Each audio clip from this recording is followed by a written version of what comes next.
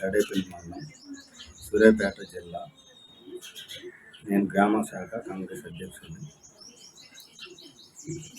ఈ పార్టీలో మీరు ఎప్పటి నుంచి పనిచేస్తున్నారు సార్? నేను 6 సంవత్సరాల నుండి 6 సంవత్సరాల నుండి పనిచేస్తాను.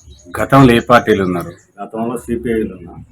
సిపిఐ నుంచి నేను కాంగ్రెస్కి వచ్చాను. ఎందుకు పార్టీ మారాల్సిన అవసరమే ఉంది? సరే, మాకు ఇక్కడ విధానాలు కొంత కమ్యూనిస్ట్ పార్టీ నచ్చగా కాంగ్రెస్లో చేరాలనుకున్న మొత్తం సార్ ఆధ్వర్యంలో ఆయన చేరినాం. అంటే మీరు చేరేటప్పటికి బీఆర్ఎస్ అధికార పార్టీలో ఉంది. అప్పుడు మీకు ఏమన్నా మా దాంట్లో చేరమని పిలుపు రాలేదు సార్? పిలుపు వచ్చింది. రెడ్డి కాంచి ఇక్కడ లోకల్ లీడర్లు చేరమన్నారు, కానీ మాకు వాళ్ళు విధానాలు నచ్చగా మేము ఉత్తమ్ కుమార్ రెడ్డి సార్ కొద్దిగా అభిమానం కాబట్టి మేము కాంగ్రెస్కి చేరినాం. ఇప్పుడు మీరు చేరిన తర్వాత కాంగ్రెస్ గవర్నమెంట్ అధికారంలోకి వచ్చింది సార్. వచ్చి ఎన్నికలకు ముందు 6 గ్యారంటీలు ఇస్తామని చెప్పి హామీలు ఇచ్చారు. అవి ఎన్ని నెరవేర్చిర్రు, ఇంకెన్ని పెండింగ్ ఉన్నాయి, ప్రజలకి ఏ విధంగా తీసుకెళ్తారు? ఇప్పుడు 4 అమలు చేసేది.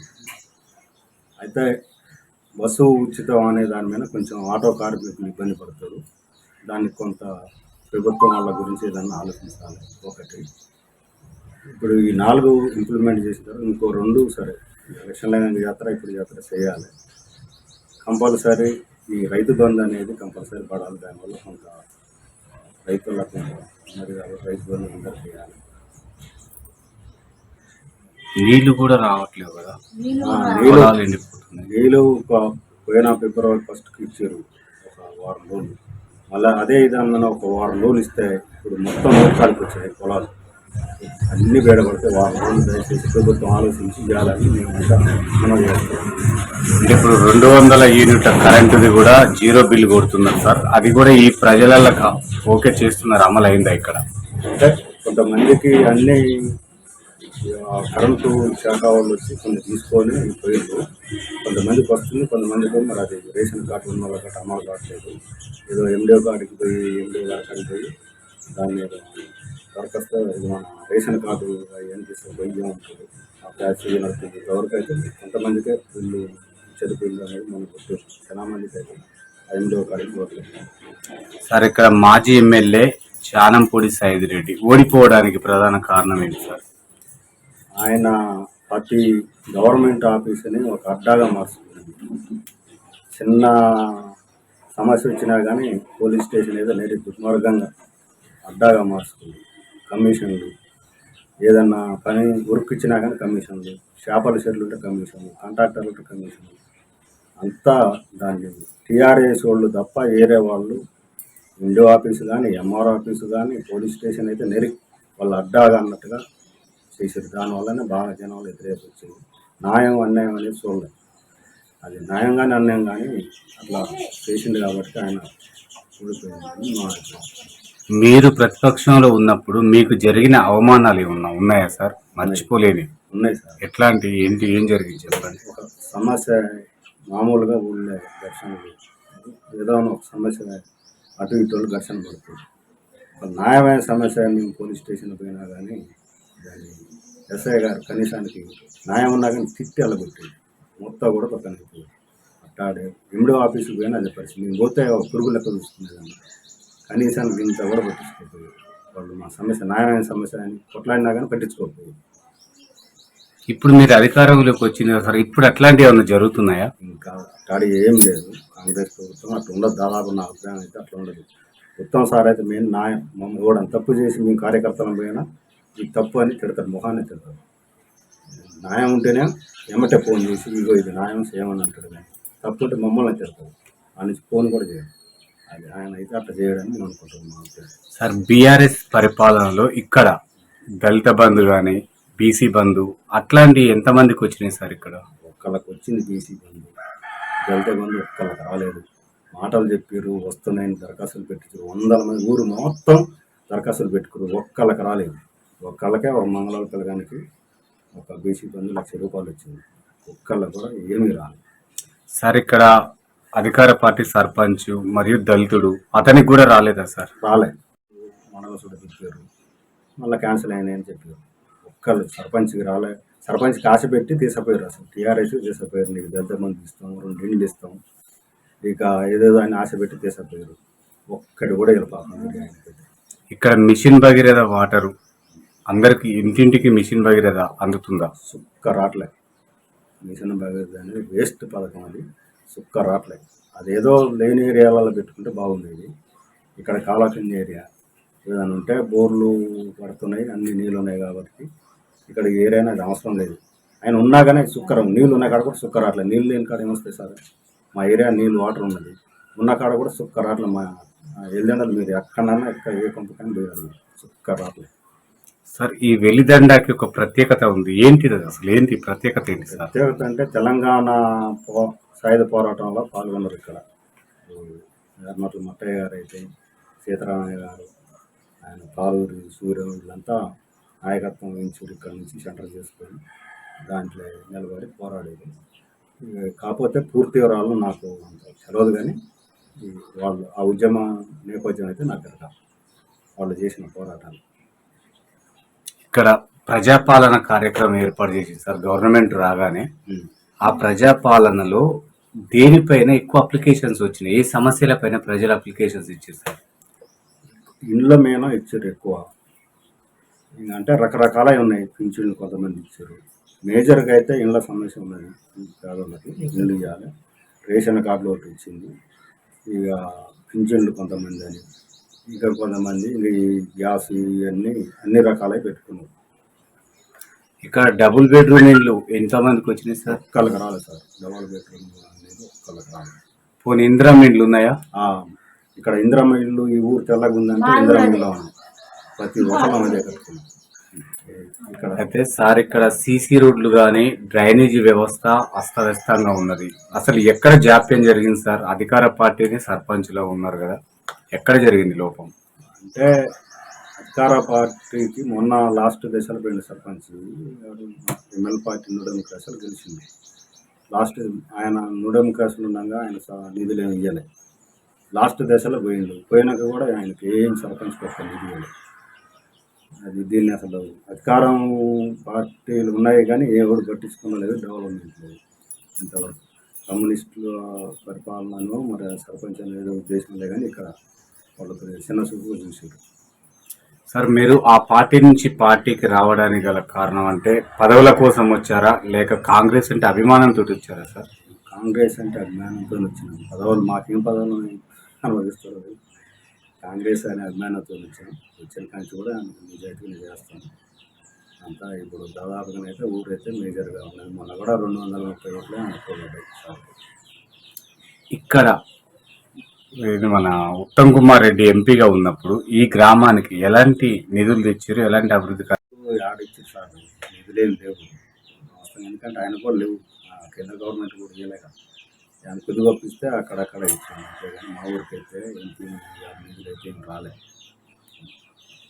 ఇప్పుడు ఎలాంటి అభివృద్ధి చేయాలనుకుంటున్నారు? ఇప్పుడు మీ మంత్రి గారు మీ నియోజకవర్గం కదా, ఊరిని శుభ్రంగా 4 మూలలు డ్రైనేజ్ కాలువలు ఉన్నాయి, సీసీ రోడ్లు కొన్ని ఉన్నాయి, కొద్దిగా సొసైటీ సమస్య అవుతుంది, ఇళ్ళది అవుతుంది. ఇవన్నీ సార్ దృష్టికి పోయి డెవలప్ చేయాలనేది మా ఆలోచన. ఇప్పుడు ఇంకా 2 గ్యారంటీలు మిగిలిపోయినాయి, అవి ఎప్పుడు అమలు చేస్తారని ప్రజలు అడుగుతున్నారు. దానికి మీరు మీ పార్టీ పరంగా ఏం చెప్తారు? వీలుంటే తొందరగా చేయటం మంచిది, లేకపోతే ఎలక్షన్ అయినాకనే ఏమంటే చేయాలి. ఎందుకంటే మాట ఇచ్చినాం కాబట్టి జనానికి ఆ మాట ప్రకారం చేయటం మంచిది.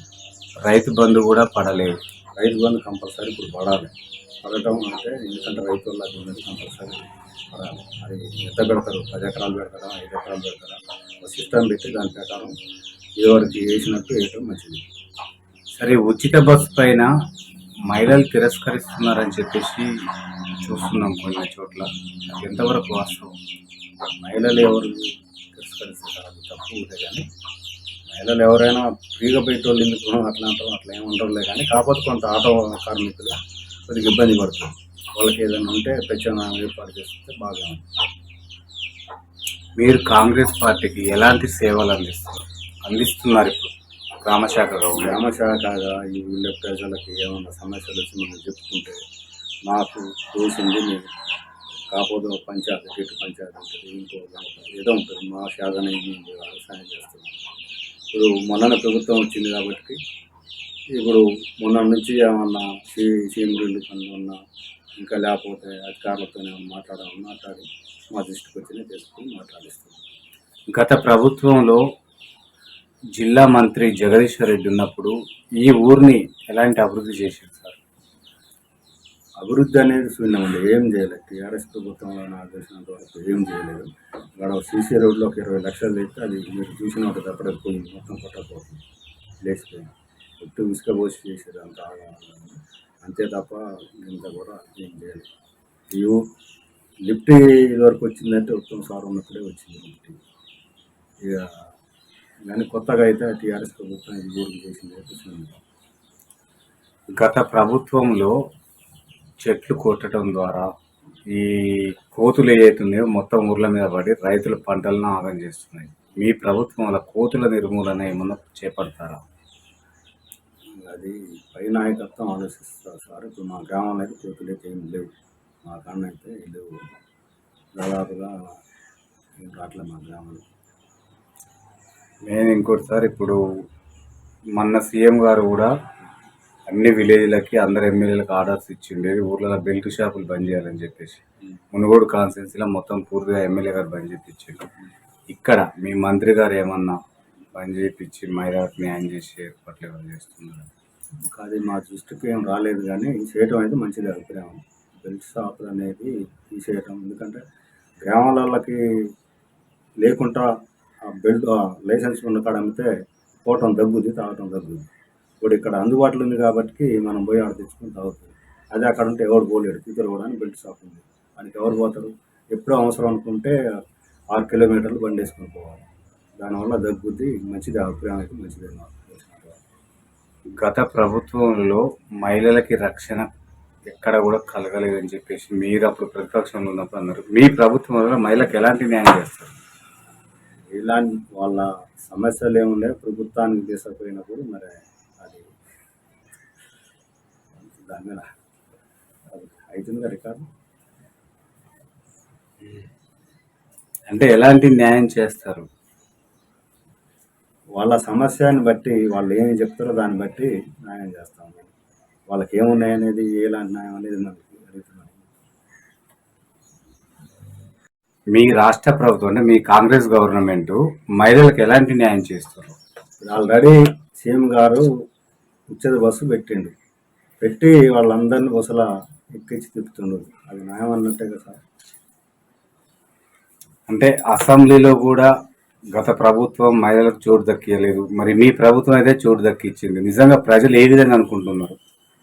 ప్రజలు ఆడవాళ్ళు అనుకోవాలి, ప్రజలు కాదు. ఆడవాళ్ళకి వాళ్ళకి మరి ఎంతవరకు ఉందోలే, కానీ కొంత అయితే గత ప్రభుత్వమైనా ఇదైతే కొంత బాగుంది అనేది మా అభిప్రాయం మహిళలలో.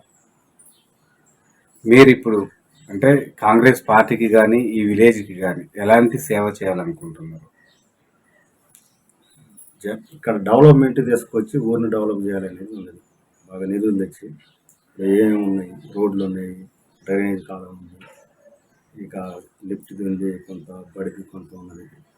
ఇంకా ఊరికి కావాల్సిన సౌకర్యాలన్నీ సార్ దృష్టి తీసుకుపోయి అవి తీసుకొచ్చి డెవలప్ చేయాలని. సార్, గత ప్రభుత్వం 9.5 సంవత్సరాల్లో నిరుద్యోగులకు ఎలాంటి న్యాయం జరగలేదు, అది అందరికీ తెలిసిన విషయమే. మీ ప్రభుత్వంలో నిరుద్యోగులకి ఎలాంటి న్యాయం చేయబోతున్నారు, చేస్తున్నారు? మొన్న ఎలక్షన్ల మేనిఫెస్టోలో అది కూడా ఉన్నది కదా సార్.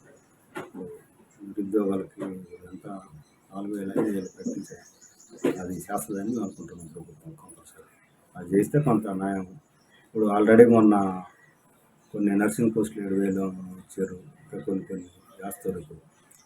ఇక స్టెప్ బై స్టెప్ చేస్తుంది కాబట్టి న్యాయం జరుగుతుందని మా ఆలోచన. ఇప్పుడు ఎన్నికలు వస్తున్నాయి, సర్పంచ్ అండ్ ఎంపీ ఎన్నికలు.